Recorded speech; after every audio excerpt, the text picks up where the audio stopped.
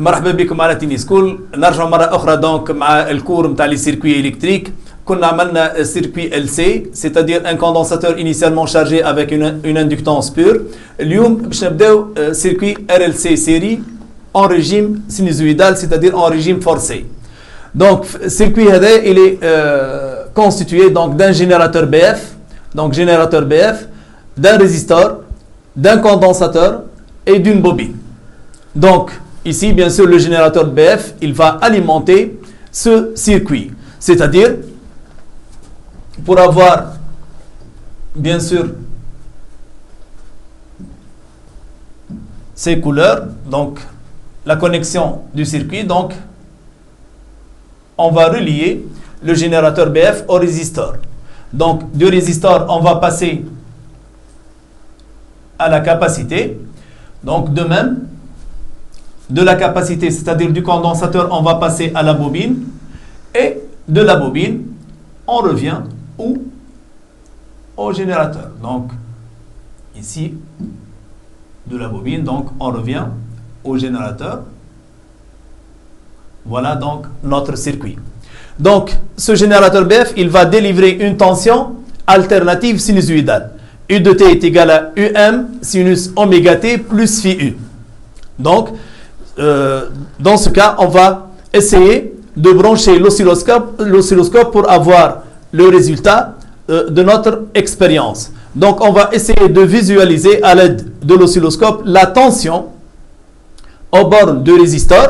Donc cette tension UR de t qui est égale à R fois I de t, avec R une constante positive. Donc cette tension nous permet de suivre l'évolution de I de t en fonction du temps. Parce que UR est égal à R fois I, donc R constante positive, donc les variations de UR sont celles de I.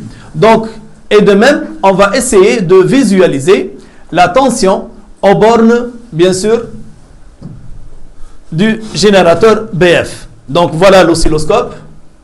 Donc l'oscilloscope est à deux voies. Donc on va essayer de visualiser la tension UR sur la voie Y1. Donc celle-là c'est la voie Y1. Et la tension U de t sur la voie Y2. Donc pour atteindre ce but, il faut bien sûr brancher la masse. Donc il faut brancher la masse au point commun entre l'oscilloscope et si vous voulez entre le générateur BF et le résisteur. Donc pour avoir le branchement, donc dans ce cas, voilà si vous voulez le point commun entre le générateur et le BF et le résisteur, et voilà la borne masse de l'oscilloscope. Donc on va essayer de relier ce point à l'oscilloscope. Donc pour avoir la tension UR maintenant sur la voie Y1, donc voilà notre borne du résisteur, on va essayer de relier cette borne à la voie Y1. Maintenant, dans ce cas, l'oscilloscope va nous donner la tension aux bornes du résisteur. Pour avoir maintenant la tension aux bornes du générateur, donc il suffit, donc on va essayer de considérer une autre couleur, donc de relier l'autre borne du générateur BF à la voie Y2. Et dans ce cas, on va essayer de voir, si vous voulez, les tensions observées sur l'écran de l'oscilloscope. Donc on va essayer de voir, d'avoir si vous voulez deux sinusoïdes, l'une correspond à UR de t et l'autre correspond à U de t. Mais ce qu'on peut avoir, c'est que ces deux tensions ont la même période. Vous remarquez que ces deux tensions ont la même période, c'est-à-dire la même fréquence. Et si on vérifie, on trouve que cette fréquence est celle du générateur BF.